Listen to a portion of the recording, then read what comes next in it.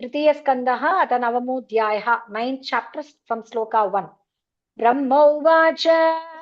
ब्रह्मोवाच ब्रह्मोवाच यातोऽसि मेद्य सुचिराननुदेहभाजाम् यादोऽसि वेदसुचिराननुदेगभाजाम्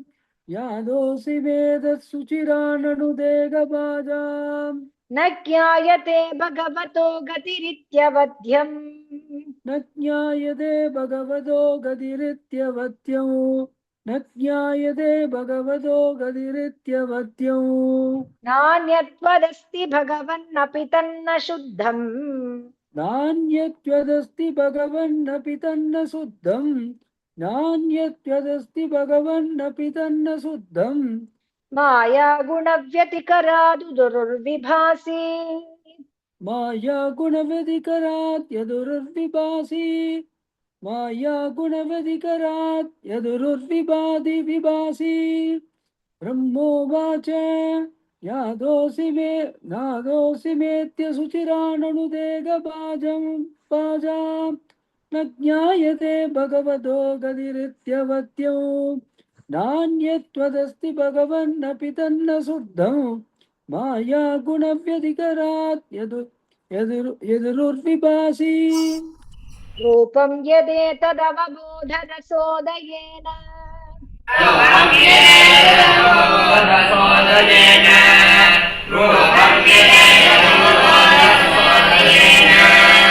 शश्वन्निवृत्ततमसः सदनुग्रहाय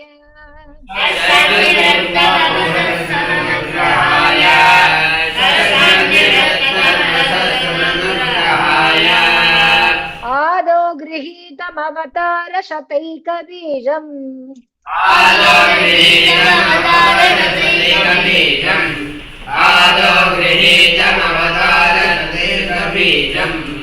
यन्नाभिपद्मभवनादहमाविरासम्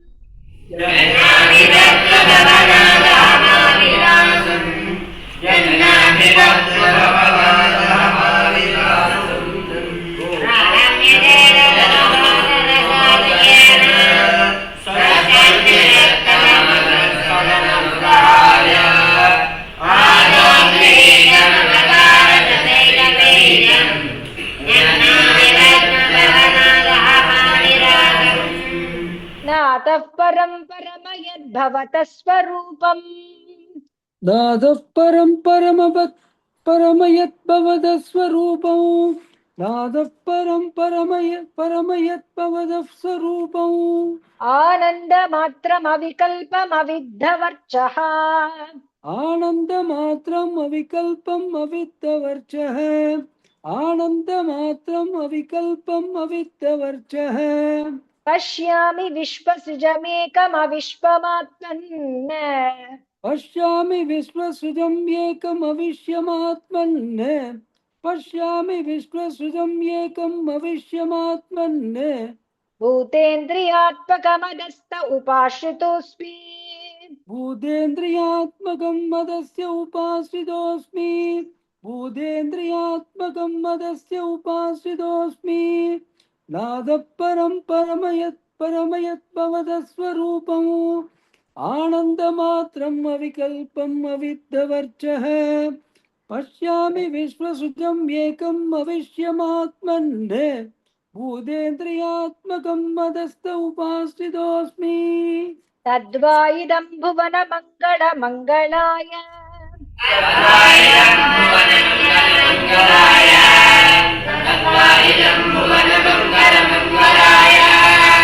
याने स्मनो दर्शितं त उपासकानाम्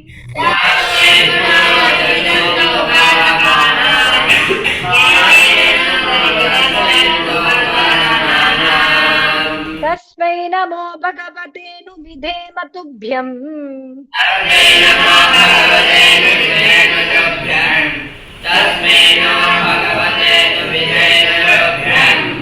यो नादृतो असत्प्रसङ्गैः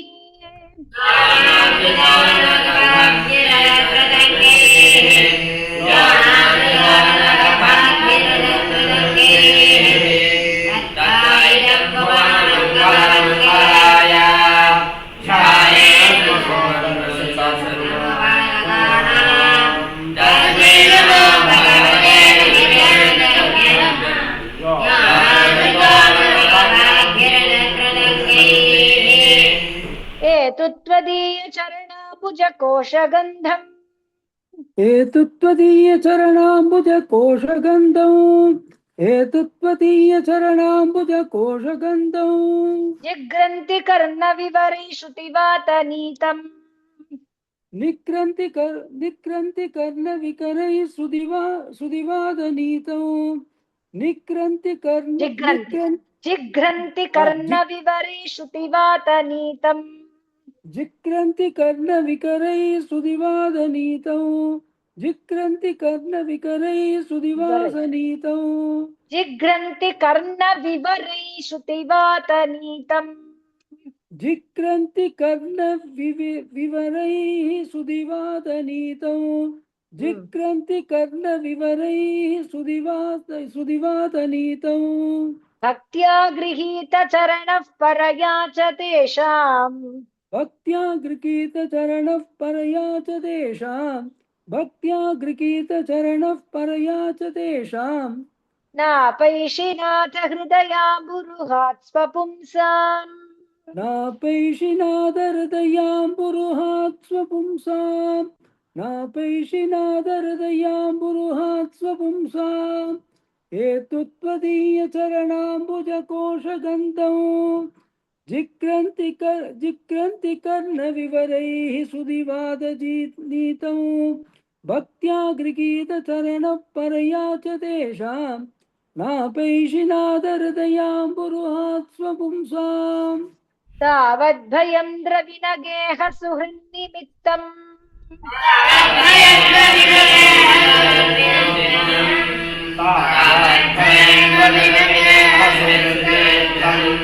शोकस्पृहा परिभवो विपुलश्च लोभः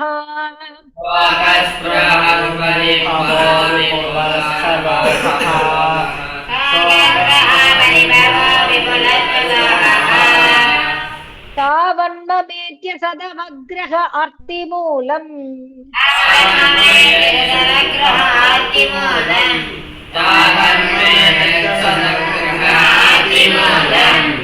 यावन्न तेऽङ्घ्रिमभयम् प्रवृणीत लोकः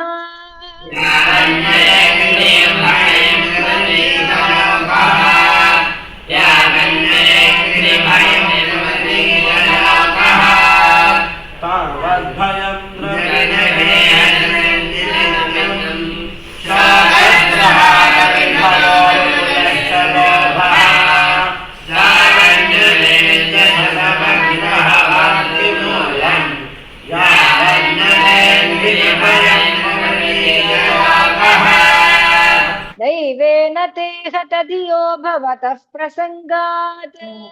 दैवेन ते अदधियो भवतः प्रसङ्गात् दैवेन ते अदधियो भवतः प्रसङ्गात् सर्वाशुभोपशमनाद्विमुखेन्द्रियाये सर्वाशुभोपशमनात् विमुखेन्द्रियाये सर्वाशुभोपशमनात् विमुखेन्द्रियाये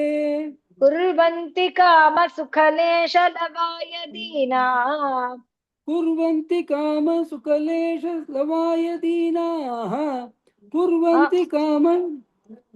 कुर्वन्ति कामसुखलेशलवाय दीनाः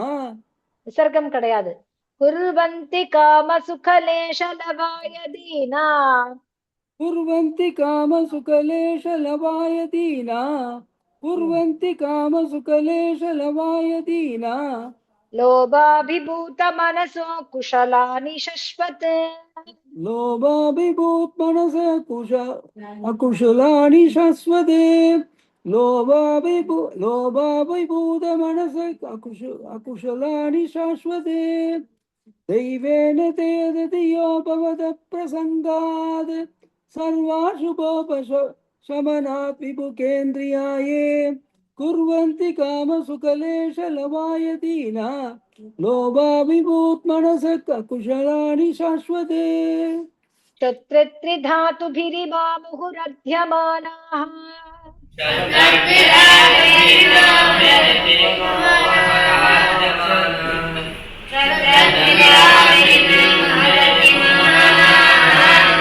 शीतोष्ण शीतोष्णवातवर्षैरितरेतरा च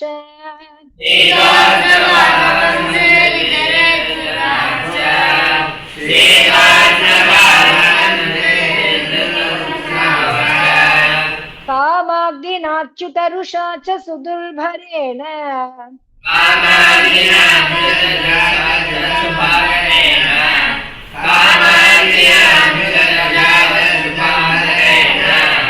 संपश्यतो मन उरुक्रमसीदते मे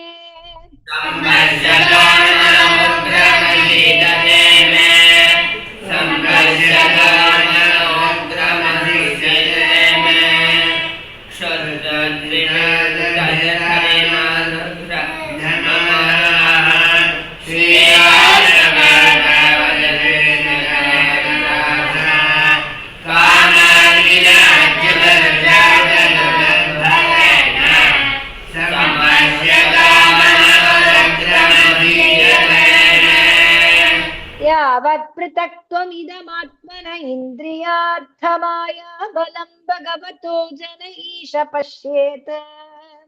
यावत् पृथक्त्वम् इदमात्मन इन्द्रियार्थं मायाबलं भगवतो जन ईश पश्येदे यावत् पृथक्त्वम् इदमात्मन इन्द्रियार्थमायाबलं भगवतो जन ईश पश्येदे तावन्न संश्रुतिरसो प्रतिसङ्क्रमेत तावन्न संस्कृतिरसौ प्रतिसङ्क्रमेण मेद तावन्न संस्कृतिरसौ प्रतिसङ्क्रमे मेद व्यर्थापि दुःखनिवहं वहति क्रियार्था व्यर्थापि दुःखनिवहं भगति क्रियार्था व्यर्थापि दुःखनिवहं भगति क्रियार्था यावत् पृथक्त्वम् इदमात्मन इन्द्रियार्थमाया बलं भगवतो जन ईश पश्येदे तावन्न संस्कृतिरसौ प्रतिसङ्क्रमेद व्यर्थापि दुःखनिवहं भगति क्रियार्था अन्या पृथर्थकरणानिशि निश्चयाना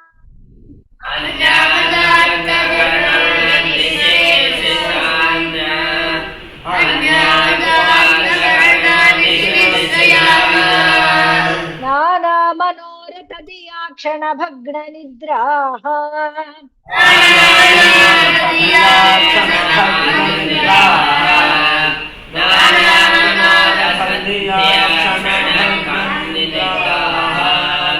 दैवाहतार्थरचना ऋषयोऽपि देव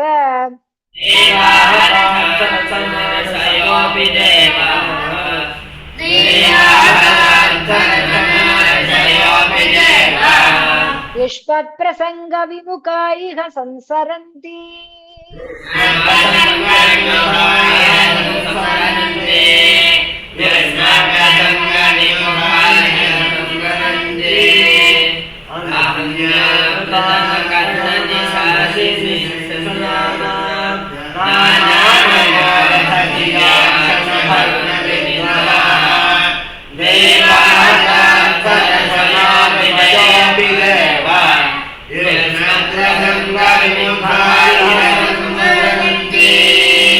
त्वं भावयोगपरिभावितहृत्सरोज त्वं भागयोगपरिभावितहृत्सरोज त्वं भागयोगपरिभावितहृत्सरोज आसे सुते क्षितिपतो ननुनाथ पुंसाम् आस्ते सुदीक्षितपदे आसे श्रुते क्षितपथो ननुनाथ पुंसाम् आस्ते सुदीक्षितपदो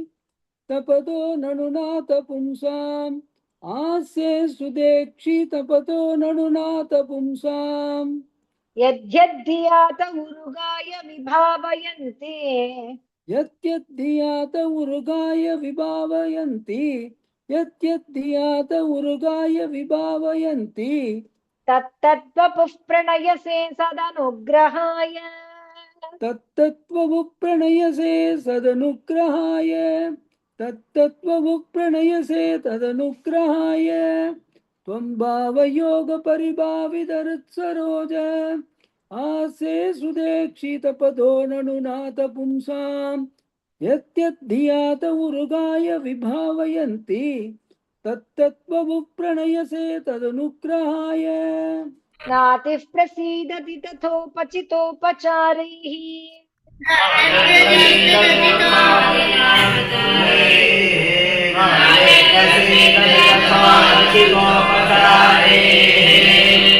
आराधितस्तुरगणे हृदि बद्धकामैः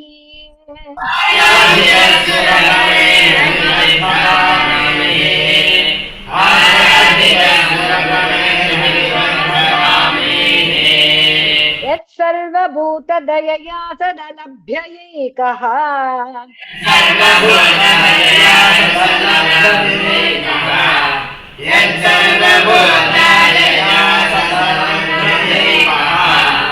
नानाजनेषु अवहितः सुहृदन्तरात्मा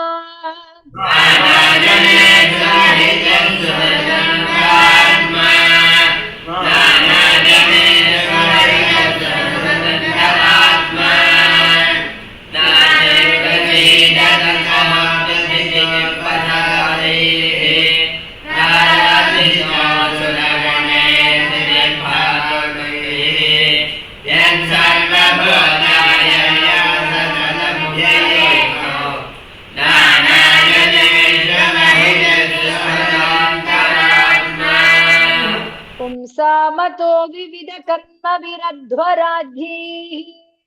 पुंसामुदो विविधकर्मभिरत्वरात्यैः पुंसामुदो विविधकर्मभिरत्वरात्यैः दानेन च उग्रतमतपसा व्रतचर्यया च दानेन च उग्रतपसा व्रतचर्यया च दानेन च उग्रतपसा व्रतचर्यया च आराधनं भगवतस्तव सत्क्रियार्थः आराधनं भगवदस्य तव सत्क्रियार्थो आराधनं भगवदस्य तव सत्क्रियार्थो धर्मोऽर्पितः कर्हि चिद्ध्रियते न यत्र धर्मोऽपि ध्रियते न यत्र धर्मोऽपि ध्रियते न यत्र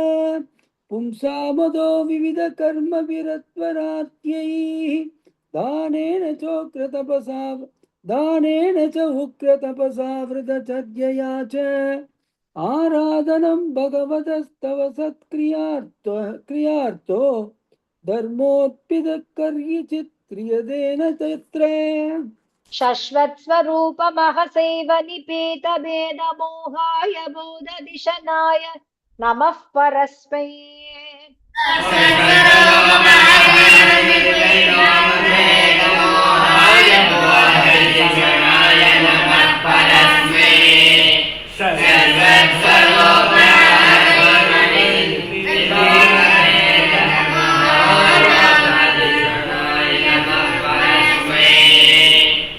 विश्वेद्भवस्थितिलयेषु निमित्तलीलाः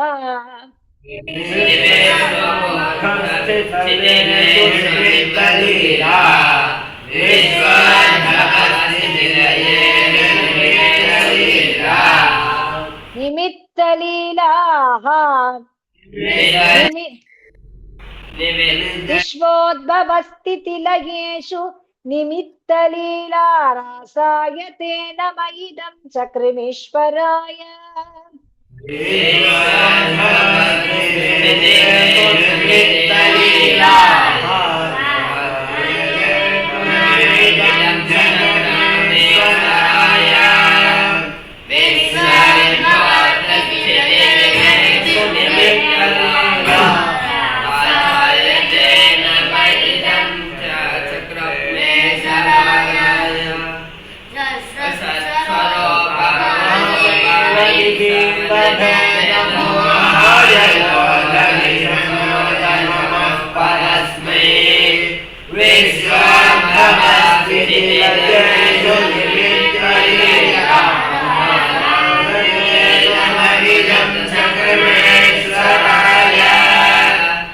यस्यावतार गुणकर्म विडम्बनानि यस्यावतार गुणकर्म विडम्बनानि यस्यावतार गुणकर्म विडम्बनानि नामानि ये सुविगमे विवशा गृह्णन्ति नामानि ये सुविगमे विवशा गृह्णन्ति नामानि ये सुविगमे विवशा गृह्णन्ति तेनैकजन्मशमलं सहसैव हित्वा तेनैकजन्मशमलं सहसैव हित्वा तेनैकजन्मशमलं सहसैव हित्वा संयान्त्यपावृतमृतं तमजं प्रपद्ये संयान्ति अपावृतं मृदं तमजं तपत्ये संयान्ति पावृतं मृदं तमजं प्रपद्ये यस्यावतार गुणकर्म विडम्बनानि नामानि ये सुविगमे विवशा गृह्णन्ति तेनैकजन्मशमलं सहसैव हित्वा संयान्ति उपावृतं मृदं तमजं प्रपद्ये यो वा अहं च गिरिशश्च विभुः स्वयं च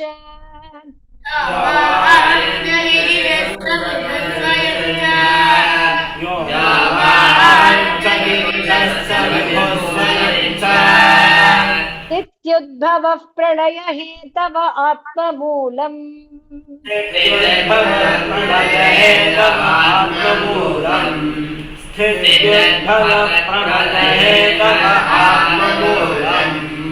वित्वा त्रिपादवृद एक उरुः प्ररोहः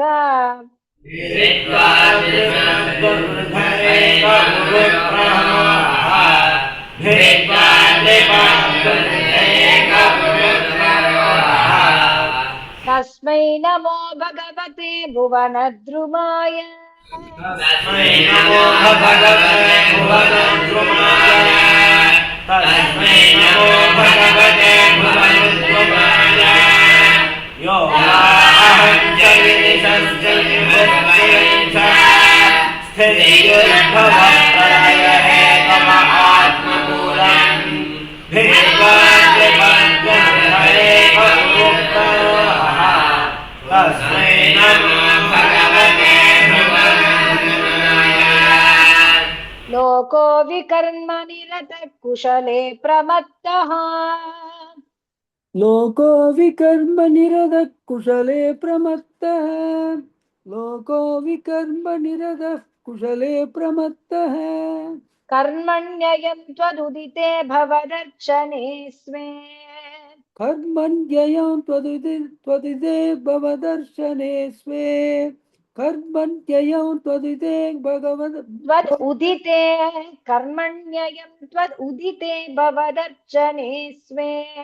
कर्मण्ययं त्वदुदिते भवदर्शनेन कर्मण्ययं भवदर्चने स्मे भवद् अर्चने स्वे भवदर्शने அப்படி अर्चने भवद् अर्चने स्वे भवदर्चने स्वे भवदर्चने स्वे कर्मण्ययं त्वदुदिते भवदर्चने स्वे यस्तावदस्य बलवानिह जीविताशाम् यस्तावदस्य बलवानिग जीविताशाम् यस्तावदस्य बलवानिग जीविताशाम् सद्यच्चिनत्य निमिषाय नमोऽस्तु तस्मै सत्यश्चिनत्य निमिषाय नमोऽस्तु तस्मै सत्यश्चिनत्य निमिषाय नमोऽस्तु तस्मै लोको विकर्म निरतः कुशले प्रमत्तः कर्मण्ययं तत्मुदिते भवदर्चने स्वे यस्तावदस्य बलवानिग जीविताशाम् यत्यश्चिनत्य निमिषाय नमोऽस्तु तस्मै यस्माद्बिभेम्यहमपि द्विपरार्धदिष्ट्यम्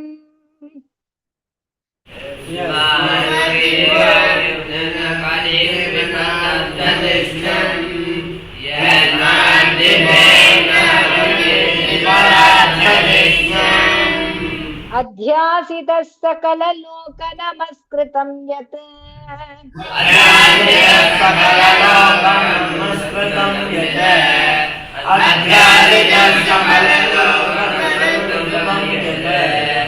ते पेतपो बहुसवो वरुरुत्समानः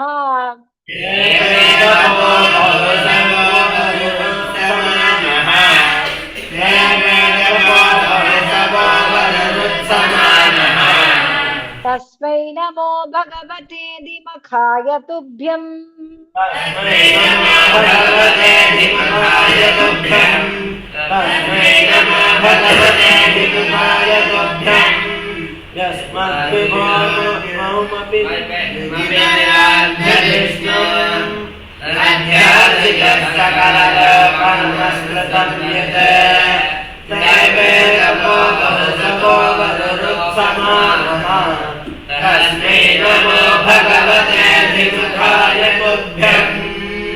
तिर्यङ् मनुष्य विबुधादिषु जीवयोनिषु तिर्यन्मनुष्य विबुधादिषु जीवयोनिषु तिर्यन्मनुष्य विबुधादिषु जीवयोनिषु आत्मेच्छयात्मकृतसेतु परीप्सयायः आत्मेच्छया आत्मकृतसेतु परीप्सयायः आत्मेच्छया आत्मकृतसेतु परीप्सयायः रेमे निरस्तरतिरप्यवरुद्धदेहः रेमे निरस्तरतिमप्यवरुद्धदेगः रेमे निरस्तरतिमप्यवरुद्धदेगः निरस्तरतिरप्यवरुद्धदेहः निरस्तरति अपवरुद्धदेगः रेमे निरस्तरतिरपि अवरुद्धदेहः அப்படி சொல்லுங்க रदि अपि अवरुद्धदेगः रेमे निरस्तरति अपि अवरुद्धदेगः तस्मै नमो भगवते पुरुषोत्तमाय तस्मै नमो भगवते पुरुषोत्तमाय तस्मै नमो भगवते पुरुषोत्तमाय तिर्यङ् मनुष्य विबुधादिषु जीवयोनिषु आत्मेच्छया आत्मकृतसेतु परीप्सयायः रेमे निरस्त अपि अवरुद्धदेगः तस्मै नमो भगवते पुरुषोत्तमाय यो विद्ययानुपगतोऽपि दशार्धवृत्त्या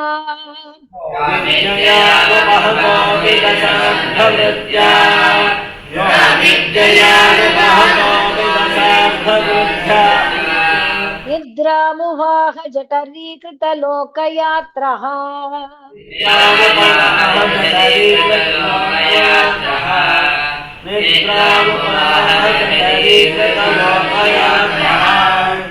अन्तर्जले हि कशिपुस्पर्शानुकूलाम्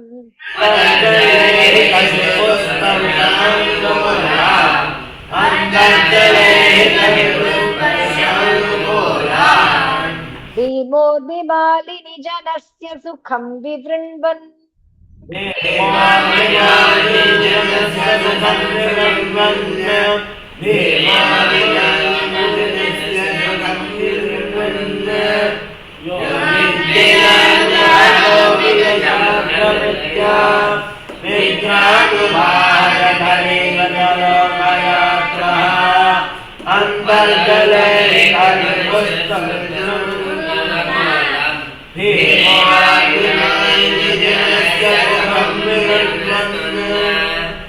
श्री हरये नमः।